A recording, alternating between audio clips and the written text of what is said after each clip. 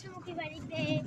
দেখো আমার মা, দাদু সবাই টোটোতে উঠে পড়েছি।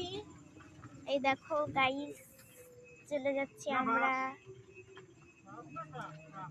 দেখো সামনে একটা ট্রাক এসে পড়েছে আবার।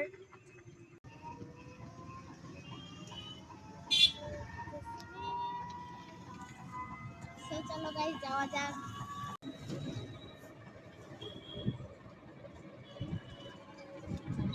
কি ধোয়া ধোয়া হইতেছে একদম।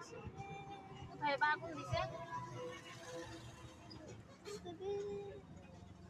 কোথায় বা আগুন দিছে? কি ধোয়া!